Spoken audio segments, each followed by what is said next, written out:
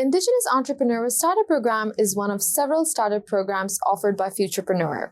It was established to provide tailored support and programming for Indigenous entrepreneurs across Canada. Through the IESP, young entrepreneurs can receive up to $60,000 in capital financing and are matched with an expert mentor for up to 2 years and can gain access to an array of resources and workshops designed to help them set up their businesses for success. Since the program's launch in 2019, more than 100 young Indigenous entrepreneurs have received financing from Futurpreneur programming to launch various businesses nationwide. We recently had the chance to chat with Holly Atjecoutay, Director of the Indigenous Entrepreneur Startup Program at Futurpreneur. In her new role, Holly will oversee the development of a comprehensive program dedicated to empowering and supporting Indigenous youth as they embark on the journey of entrepreneurship. In this podcast, Holly discussed the inspiration behind the program and how did she become involved in it, and the impact the program will have on Indigenous entrepreneurship in Canada. She also shared her thoughts on how Indigenous peoples can increase their ability to access funds for investment purposes. Hi, Holly. On behalf of Canadian SME, I'd like to welcome you to our Small Business Podcast. How are you today? Hi, thank you. I'm doing well, thanks. How are you? Good. I'm very pleased to have you with us this afternoon. And now, Holly, you have long been immersed in the world of Indigenous entrepreneurship and youth empowerment. And as you became more involved in entrepreneurship, your love truly blossomed and grew for the resurgence of economic resiliency within the Indigenous communities. Now, as a director of Futurepreneur's Indigenous Entrepreneur Startup Program, can you share with the audience how was the Futurepreneur Indigenous Entrepreneur Startup Program created and what inspired the launch of this program? Yeah, absolutely. So the Indigenous Entrepreneur Startup Program at Futurepreneur began in 2019. And it really was sparked with the idea that at Futurepreneur, at that point, we've been around for over 20 years. We were just entering our 25th year anniversary here. And we've always serviced Indigenous entrepreneurs and all entrepreneurs, young entrepreneurs throughout Canada. But what was really specific to the launch of the Indigenous Entrepreneur Startup Program is the fact that Indigenous entrepreneurs have varied lived experiences, realities, histories.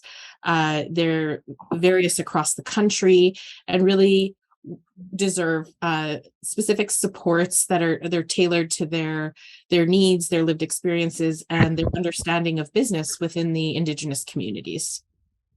Right. Now, alongside the Indigenous Entrepreneur Startup Program team, you have worked to amplify the Indigenous resilience and make a tangible difference in the best way that you can. What inspired you to become so involved in this program, Holly, and how has your experience been working with Indigenous entrepreneurs? So my love for small business started many, many years ago without even understanding what entrepreneurship was. I find that many Indigenous entrepreneurs don't identify as entrepreneurs. They identify as subject matter experts in their field. They identify as maybe business owners, but they don't necessarily link that to entrepreneurship, or they don't even link it to business ownership. They know that they are really great at, what they're great at. They're really great at producing goods or services, whatever they may be, varied across industries and across the country. And I found I was one of those people. So I didn't realize that I was an entrepreneur until probably about 7 years ago, when I was really introduced to what is an entrepreneur. And as I was sitting there going through a particular workshop as a participant, a lot of light bulbs went off in my head going, you are an entrepreneur. Wow, that is a self-realization that hit me really hard. And so throughout my journey working with Indigenous entrepreneurs, I find more often than not, there are many that fall into the same category. And they say, oh, I guess I am an entrepreneur. I didn't really realize that.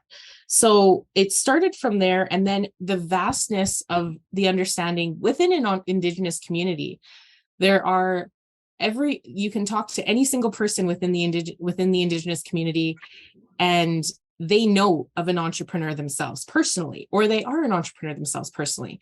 So it is so prevalent within our community.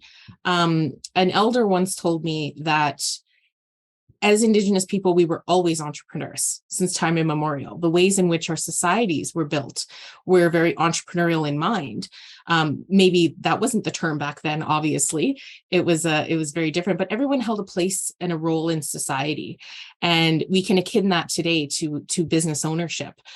Even so far back as the first entrepreneurs in Canada were our Indigenous ancestors, were our Métis ancestors with Canada Post, with the fur trade, with voyageurs, translators. So those roots within our ecosystem, within our communities, are so deep with entrepreneurship. I see entrepreneurship as the grassroots level of economic development and economic resiliency within the Indigenous community across the nation. I believe it all starts with entrepreneurship. And so that's what really makes me so passionate about it, is how does it intrinsically connect to economic resiliency as a whole for Indigenous peoples across Turtle Island. Absolutely love your passion. Now, Holly, the world's Indigenous people have, a long history of innovation and creativity, no doubt. And in recent years, they've been working to improve their access to funding. What are your thoughts on how Indigenous peoples can, increase their ability to access funds for investment purposes, especially when it comes to owning businesses, starting a new business, or producing art? I think the access to capital is always a barrier to success for any and all entrepreneurs, but is even more amplified within the Indigenous entrepreneurship space. And there are a number of reasons for that. Really, it has to do, a lot with location-based supply chain management, where access to funds are available, what financing resources would take a chance on Indigenous entrepreneurs that perhaps don't have collateral, or don't have or aren't located in, or are located on reserve. There may be some barriers there to accessing capital. So there's really innovative ways in which Indigenous entrepreneurs have started to explore in raising that capital.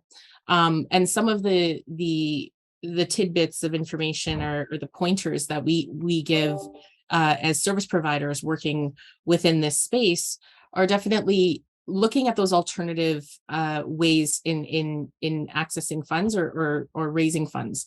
So we're really big supporters of local and national pitch competitions. I'll just give a shout out to Powwow Pitch, for example, that does some amazing work throughout Canada, and Futurpreneur is really proud to be involved this year with the Powwow Pitch as a sponsor, really giving that platform to Indigenous entrepreneurs across the nation to pitch to investors. There are a lot of angel investment opportunities as well that could be available. Things such as Kickstarter campaigns as well, doing more of that targeted focus or targeted launch, a soft launch or a pilot of, a particular product or service, really bringing in that exclusivity of the product or service to market. I think definitely pooling resources as well, really looking at what your business is worth as it currently stands, how much inventory you have on deck, how much sweat equity you've put into your business. Those are all definitely things to take into consideration. So really understanding what is your business worth completely, and then reaching out to your network. And I went to the Indigenomics conference last month, and something that Carol Ann Hilton says quite a lot is your network is your net worth. So always being prepared with your elevator pitch, being very concise, being able to really showcase what your value proposition is and your business model is to anybody who will listen, because there are a lot of communities and ecosystem and service providers that want to support you as a small business owner in any way possible. So definitely being creative and innovative researching, relying on mentorship, relying on other advisory services to get more of a scope of what are some out of the box innovative ideas to raise some capital. Right. Now, since the program's launched in 2019, more than 100 young Indigenous entrepreneurs have received financing from Futurepreneur programming to launch various businesses nationwide. Holly, how has the program been received by Indigenous entrepreneurs and communities, and what impact do you hope the program will have on Indigenous entrepreneurship in Canada? So I believe that the program itself, even prior to the program's inception, as I said, Futurepreneur has been supporting Indigenous entrepreneurs, young entrepreneurs across the country for over 20 years. And has made a huge impact with that injection of capital to really solidify and start those small businesses across the country in Indigenous communities and by Indigenous entrepreneurs, whether they be within an Indigenous community or within an urban setting or a rural setting that is not an Indigenous community in particular. So we have made such a large impact with those young entrepreneurs in our history. We are really committed to ensuring that momentum speeds up and that we're able to reach as many Indigenous entrepreneurs throughout the country as possible through our programming and our services, through our products, and really that the Indigenous entrepreneurs that we can reach see the potential that we can provide and the value that we can provide to their businesses, and to ensuring that they can launch successfully and that they have a strong support system around them that they can lean on throughout their journey, their startup journey and beyond. So really would like to see the impact intensify and grow exponentially throughout the next few years, especially now that COVID-19 is still here, but it's not as prevalent as it was. And we are seeing businesses launching. We never seen that decline happen in the ecosystem with Indigenous entrepreneurship. We didn't see businesses decline in the start, even during the pandemic. So just continuing to build that momentum and getting our name known throughout the country, that we're here to support and that we're here to really be a part of the journey with the entrepreneur to contribute to that economic resiliency within Indigenous communities. I'm on the same page as you are, Holly. Now, we all know the struggles that come with running a business, and the best way to get through it is by surrounding yourself with people who can give you, advice and can help you out. On a final note, Holly, please provide your top 3 pieces of advice for Indigenous entrepreneurs. This is a great question. So I'll try to do a little bit maybe different than what is answered quite often. But number one, my main piece of advice, or one of my top 3 pieces of advice, is know your market. Know your market inside and out. Don't put limitations on your markets. Start to think of all of the possibilities of who your product or service can touch. What problem are you solving for specific target markets? And they can be different across the board. So definitely diversifying, whether you're offering business to business, business to consumer, whether you're offering products or services or a mixture of both, being very creative in those aspects. But doing your research on your target market is really, really key, because once you have that down pat, then you can start to really draw out, how am I marketing to them? How am I reaching them? How are they thinking? What problem am I solving? Why am I of value to them? And I would say you should keep your target market, in my opinion, to a maximum of 3 very specific profiles to really reach them effectively. And yeah, the sky is the limit when it comes to who your target market could be, but just ensuring that they are, because one of the main mistakes I hear is, who is your target market? Everyone, or women, or anyone between the ages of 18 and 90.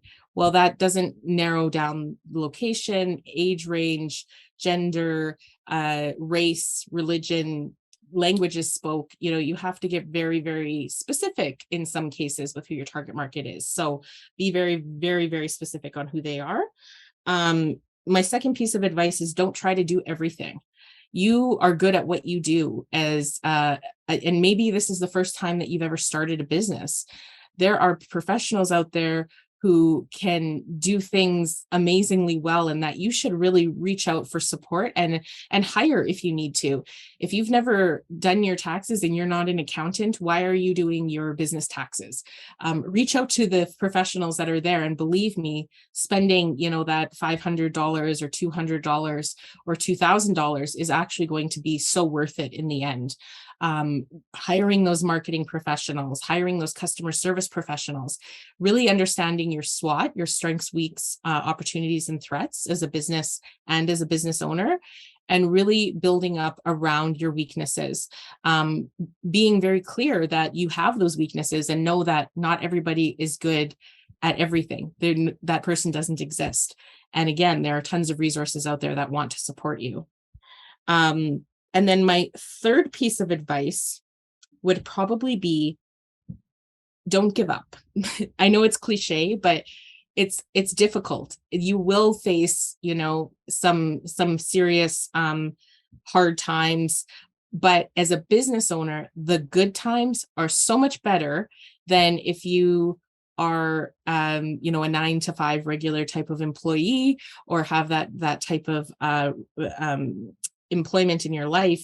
Owning your own business when you see those successes is something that is incredibly, we can't put into words how amazing it is. So they will come, but you do have to go through kind of the lulls before you get there. So we have seen entrepreneurs throughout my time, the entrepreneurs that I've worked with, have definitely had side hustles. They've went to school full time. They've had a full-time job and worked on their business on the side, and haven't seen revenue come through sometimes in years, but they keep at it because they're passionate about it. They love what they do, and they wouldn't want to be doing anything else. So, but again, reach out for support, because during those hard times, there is a whole community there to support you that you can rely on, and that will help you throughout your journey as much as possible, and potentially be a customer as well. So those would be my top 3 pieces of advice. You were very, very generous and insightful with your advices, Holly. And thank you for joining in on this discussion. I'm personally grateful that we have a champion like yourself working to support Canada's Indigenous entrepreneurs and their businesses. And it was definitely very exciting knowing about some of the great features offered through Futurepreneur's Indigenous Entrepreneur Startup Program. So thank you so much, Holly, for your time today. Thank you very much. And I'll just say it's an honor to be working within this space amongst amazing Indigenous innovators every single day. Likewise. Thank you. An entrepreneur herself, Holly's side business, Thunderbird Consulting, stemmed from her passion to bring Indigenous resilience to the forefront of social and corporate conversations in Canada, and raising awareness among Canadians and non-Canadians alike about Indigenous culture, heritage, and history. We hope you enjoyed this episode as much as I did. Once again, we would like to thank our exclusive banking partner, RBC, and our exclusive shipping partner, UPS, for supporting this initiative. Please do share the podcast and feel free to check out the other episodes. Also, do not forget to subscribe to the Canadian SME Small Business Magazine to stay up to date on all our upcoming events and get the top business insights from industry leaders. This is Maheen, your host for the Small Business Podcast.